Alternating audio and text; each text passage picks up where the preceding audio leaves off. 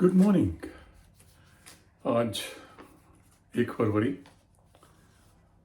Very important day share market के लिए भी और ट्रम्प साहब के लिए भी, यानी कि उनके मेक इन अमेरिका के नारे के लिए भी। तो ये तो आपको पता ही होगा कि ट्रम्प साहब का नारा मेक इन इंडिया का है, डिक्लेयर नहीं किया, डिक्लेयर्ड है। जैसा कि हमने पहले भी कई बार बात की है कि उनका मेन गोल होगा अपनी इकोनॉमी को रोबस्ट बनाना, जहाँ तक हो सके सेल्फ डिपेंडेंट बनाना और बाहर के डिपेंडेंस को कम करना, ये गोल होगा।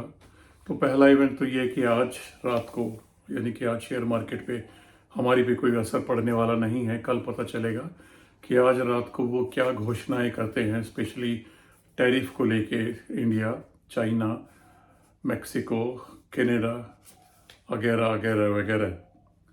तो रही बात, दूसरा है बजट। हमारा बजट का बड़ा इंतज़ार रहता है कि बजट आएगा, बजट आएगा। वैसे तो बहुत ज़्यादा कुछ है नहीं बजट में करने को, लगता नहीं है कि कोई बहुत ज़्यादा रियायतें मिलने की उम्मीद है। लेकिन ये ज़रूर है कि लोअर मिडिल क्लास और मिडिल क्लास को खुश करने के लिए इनकम टैक्स में थोड़ा बहुत गुंजाइश डाली जा सकती है।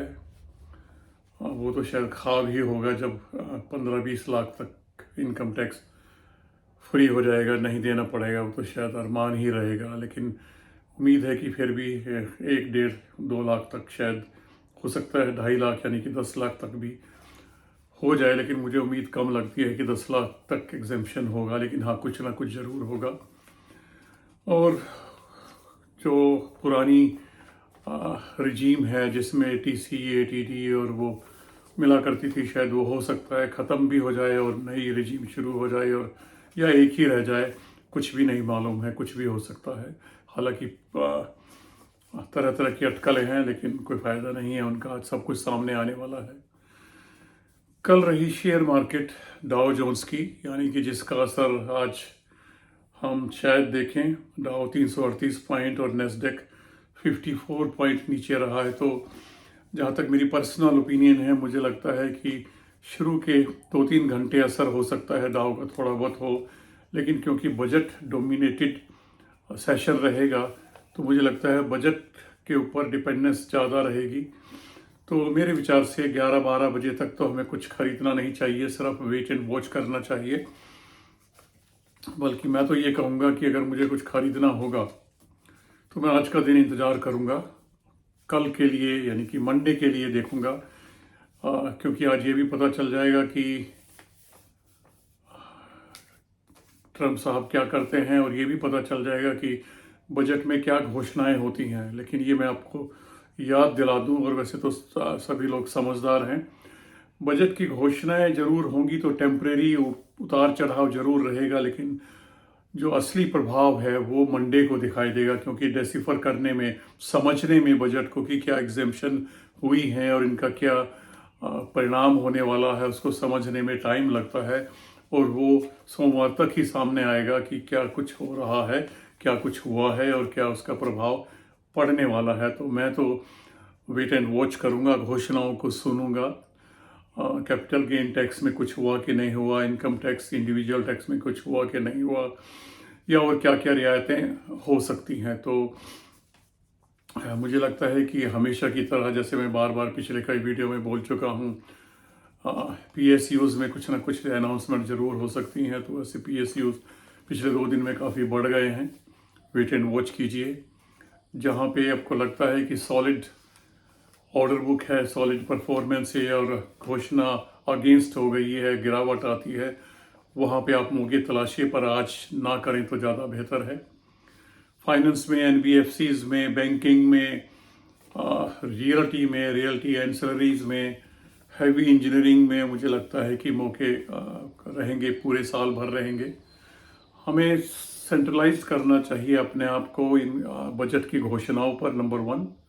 Number 2, very important, individual company की घोषणाओं के ऊपर कि उनका क्वार्टर का रिजल्ट कैसा आता है, परफॉर्मेंस कैसी रहती है, और आगे आने वाली इकोनॉमिक स्टेबिलिटी के ऊपर हमें दाव लगाना चाहिए, इस तरह की प्लान करनी चाहिए। तो मुझे लगता है कि हम देखें सिर्फ इन्हीं सेक्टर्स में जो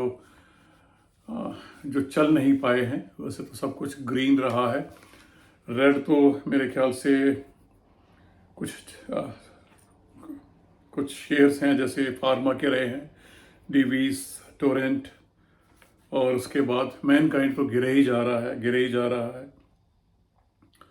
तो कुछ बैंक्स थोड़ा थोड़ा गिरे हैं, ना के बराबर है, कुछ खास फर्क नहीं पड़ा। ICICI bank, Kotak bank, Pidilite, Apollo, Mankind वगैरह तो ये लूज़र ना के बराबर रहे हैं। गेनर पे थोड़ा सा ध्यान रखिएगा आप।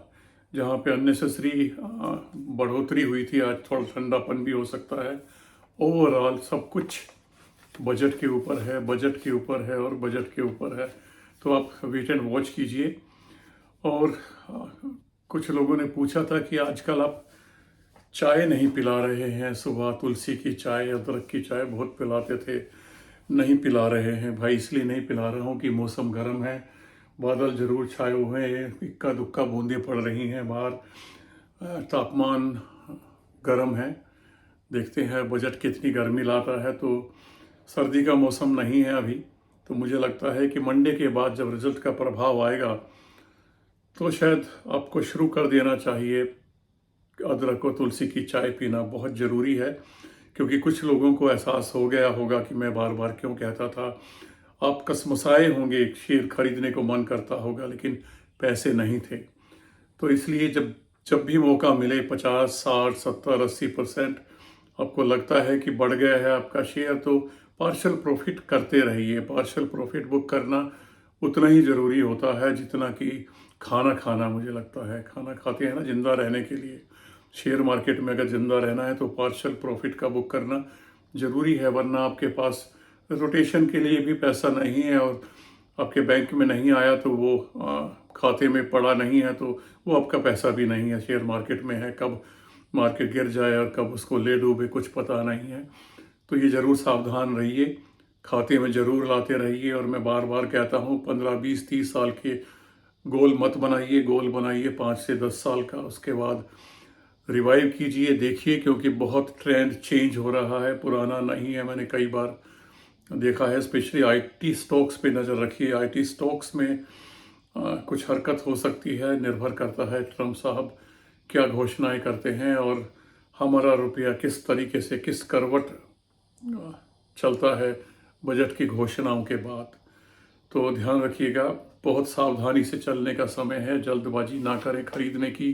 पैसा गांठ में रखें, बहुत ज़रूरी है खाते में पैसा रहना खरीदने के लिए। आज अवॉइड करें, कम से कम लंच तक तो करें। फिर भी अगर आपको लगता है कि आपसे रुका ही नहीं जा रहा है तो थोड़ा बहुत लंच के बाद आप स्टॉक स्पेसिफिक, सेक्टर स्पेसिफिक खरीदारी कर सकते हैं अगर आप खरीदना चाहते हैं तो। बाकी आपकी मर्जी है, लेकिन मुझे लगता है कि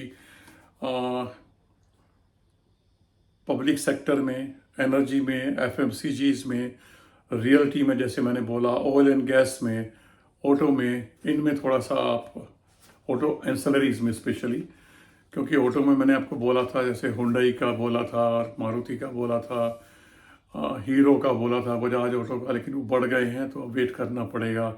आंकड़े आएंगे ऑटो सेल्स के तो कुछ असर पड़ता है तो देखिए, लेकिन मैं अवॉइड करता हूँ, ऑटो एंसेलरीज को ज़्यादा मैं ध्यान में रखता हूँ। तो देखिए आप क्या करते हैं आज, और मैं भी देखता हूँ क्या करता है। शेयर करेंगे सोमवार को कि क्या हुआ और बजट ने हमें क्या दिया और क्या लिया। वैसे इतिहास गवाह है, अभी तक पिछले कई सालों से बजट ने कुछ दिया नहीं है।